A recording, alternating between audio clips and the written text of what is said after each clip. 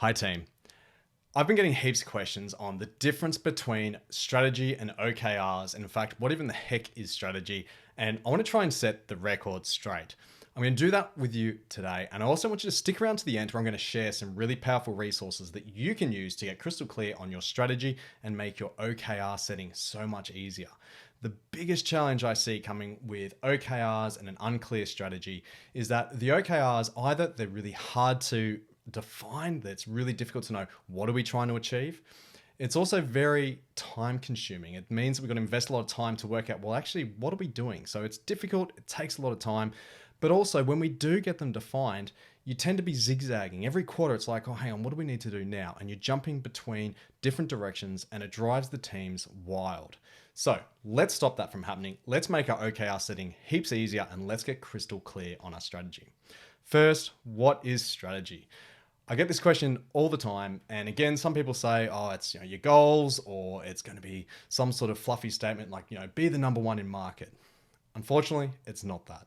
It is a really crystal clear statement. What we're talking about when it comes to strategy is what is a special insight that we have about a market that is unique to us and what we're going to do about it. It might be an opportunity. It might be something that we see is wrong in the market that we think we can fix. Whatever the case, it is unique to us as a business. It's very specific. It gives us the high level insights and steps that we're going to take to really deliver on our vision and mission and achieve the strategy. I'm going to talk about the components in a moment, but let's differentiate that a little bit from OKR. So OKR, of course, objectives and key results. That's how you take slices out of your strategy, because your strategy is going to last anywhere from 3 to 10 years, sometimes even more. So what we want to do is bring that down into bite-sized chunks, because it's too hard to go, well, I'm just going to go achieve my strategy and off you go for 3 years. You've got to break that down. And that's where your quarterly OKRs really gives you that nice small chunk out of your strategy. An OKR consists of the objective, a statement of what we want to achieve. It's not measurable in itself, but it's something that's going to tell us that we're making those successful sort of steps. And you can kind of look at it and go, yeah, did we not achieve it or did we achieve it? At the same time, it's going to be inspiring. My little tip is think about it like a newspaper headline. If you're really successful this quarter, what would they publish in the paper about you and your team? The next part is the key results, the measures of success. This is not your to-do list. It's not the stuff that you're going to do. It's going to be the impact you make. So maybe at the moment you really need to increase customer retention. So literally you'd have a key result around the lines of increase customer retention from X to Y, like starting point where we're starting at the beginning of the quarter and where we want to get to by the end of the quarter. That way you can see progress. You can make improvements to your sales process. You can improve the product and tool. You can do all these things to maximize that retention. Anything that doesn't work, that's a negative sign. You can actually pull that back out. Now, let's go through a little bit of the strategic model and what that looks like. And then I'm going to talk about how this all fits in together with OKRs. And I also want to talk about what it means for product teams specifically, because this is something that not a lot of people talk about. And I think there's a big opportunity here.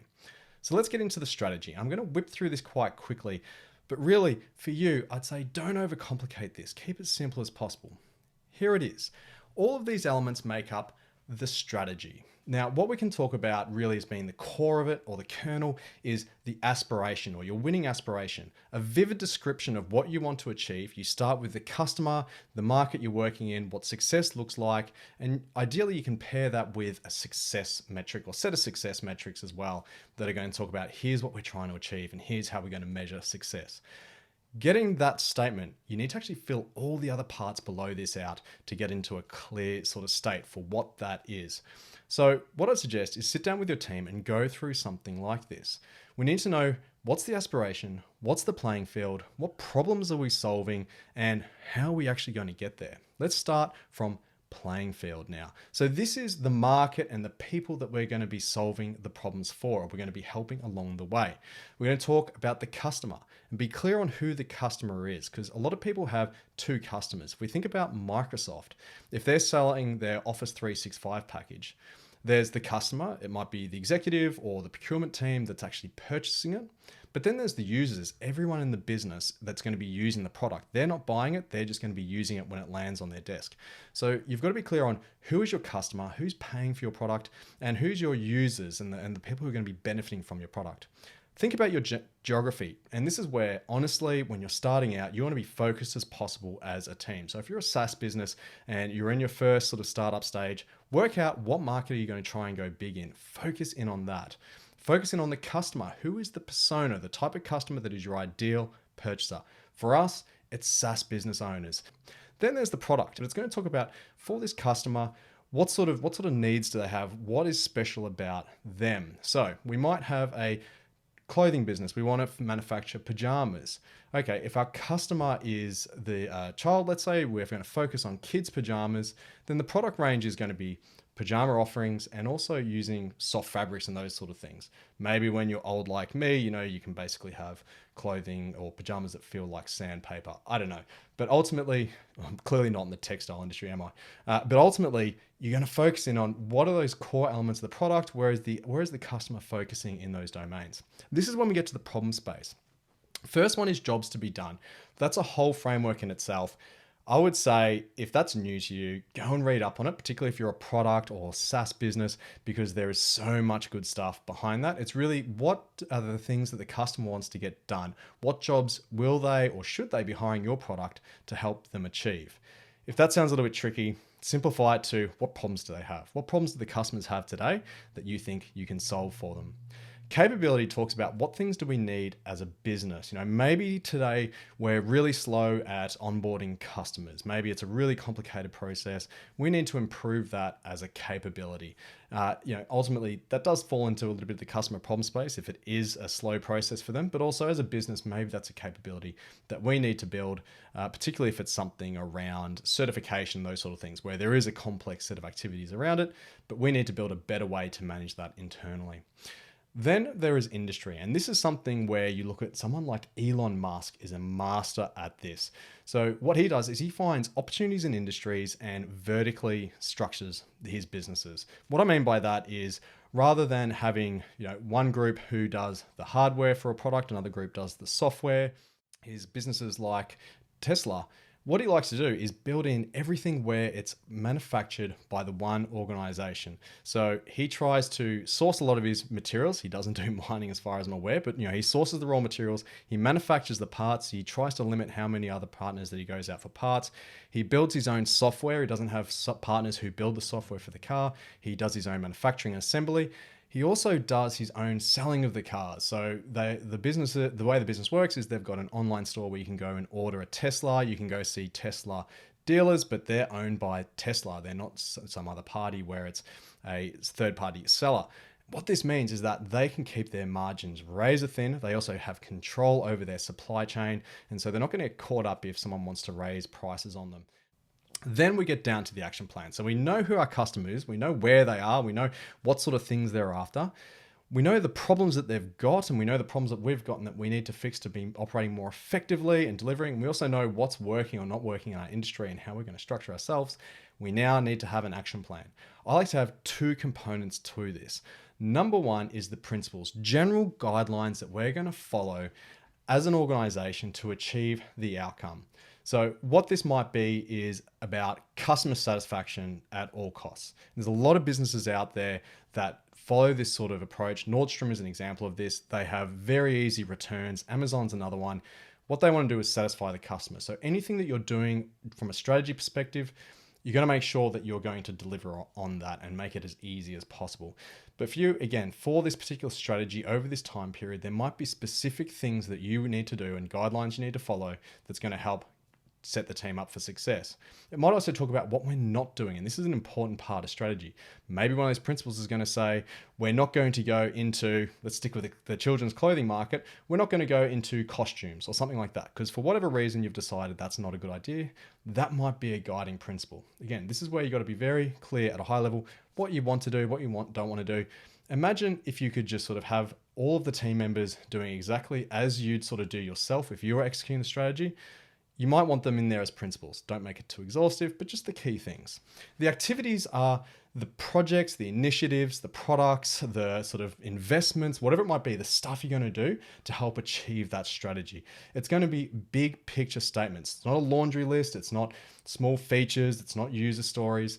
It might talk about entering into a new feature set. Maybe we've got a Office document, an online document server that we're using or that we sell, maybe we want to add on additional services. At the moment it's just blanket sort of documents. Maybe we want to introduce something that's more like a wiki type setup. That might be something that's going to come up in the future. You can imagine there's loads of detail that sits under wikis, but ultimately you're going to keep it pretty high level at this point. You also might talk about things like how you're going to market. Maybe there's going to be a big push into a particular market because we know that there is an opportunity coming up. Again, maybe for pajamas, it's Olympics and you want to get into doing Olympic themed pajamas. So that might be one of the key activities you're going to do. I might be stretching the analogy here a little bit, but you get the idea.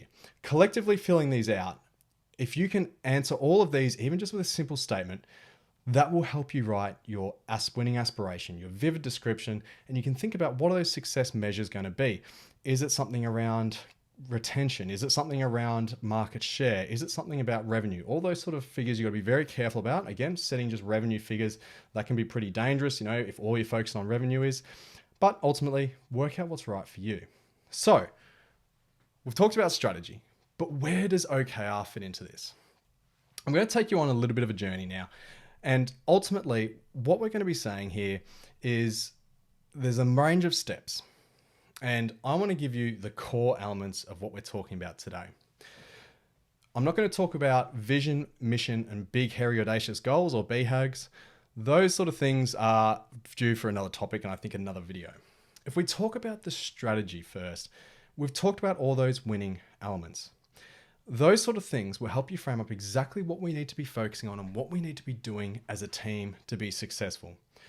Your OKR is going to be based on what's the next most important thing we need to do to progress that strategy. It might be a burning issue in the market. It might be a particular pain point that the customers have. There may be changing laws that means you've got an opportunity that you can take that your larger, slower competitors might not be able to take advantage of. Whatever it might be, it's going to help you define what that is. And of course, as we said, our OKR are objectives, our key results, and the activities we're going to take to achieve that goal for the quarter. Once you've set that, you're often running with your check-ins. And as for an OKR perspective, I all love this. Do a weekly check-in and confidence score. I've got another video of this that you'll be able to see at the end. But ultimately, that is a pretty simple process. Just check in and constantly adapt. If you are doing that, you're going to be able to maneuver yourself and achieve the goals that you want to achieve. Now, what are the sort of steps that help us go from strategy to OKR and then to execution, particularly if you're a product team? I like to have data. I like to have some good insights that say, here is a problem we need to solve. Here's a high level solution. And hopefully that solution's been validated to some degree. And then we can tie that into the OKR setting. We know that we want to launch a new feature. We know that maybe this product has been made illegal in a certain market because for maybe new privacy laws or something like that. So we're going to push into that domain. What we'll be considering at this point then is if we know it's a good idea, let's start prioritizing that up and start feeding that into our OKR setting process. So the next sort of step here, you can see product discovery. That's the first thing that we do. If you can do some sort of validation, if you can do some sort of exploratory work to understand, is this a thing we should actually do? That's going to help you frame up your OKRs. So that becomes for your OKR setting. Make sure you've got some ideas and you know what you actually want to be doing and the problems you're going to be solving. And if you can validate that with the product discovery, you're going to be awesome. Then once we've done our OKR setting, for a product team, you want to break this down into more detailed sort of work. During OKR setting, you're probably going to have some high level activities or initiatives or projects that you want to do, but we then need to break that down into a bit more of a detailed action plan. And this is where, if you're a product team, you use something called story mapping. It's basically mapping out the customer experience for what you're going to be doing this quarter in terms of the objective ideally will tie to a specific customer problem. And therefore the key results we are to talk about for that customer, what will their journey look like once we're finished? You can build out a set of activities that they're going to follow to go through that sort of journey. So the new customer experience, and then you can capture user stories that are going to help them achieve that. Now, if you're not in a product team or you're not a product person, that's not going to make a lot of sense. The simple version is it's just creating a plan. Create a plan on how you're going to execute on this. If you're a product team, definitely go and check out story mapping. We're going to do another video on that very soon. So gang, I hope that's given you a bit of an end-to-end sort of lens from what strategy is to what OKR is and how you can go between the two. What I'm going to do with you is share in the comments below, or sorry, in the links, some material that you can actually borrow, some worksheets around this that you can take and use to set your own OKRs and get crystal clear on what are your strategic priorities, what is your OKR, and then how you're going to execute on that. Gang, I'd love to hear your thoughts in the comments. If you would like a video on story mapping or product discovery or anything else that tweaked your interest as part of this, drop a comment below. I'd be loving to answer it and hear your thoughts and share some thoughts. But otherwise, have an epic day and I will speak to you soon. Peace.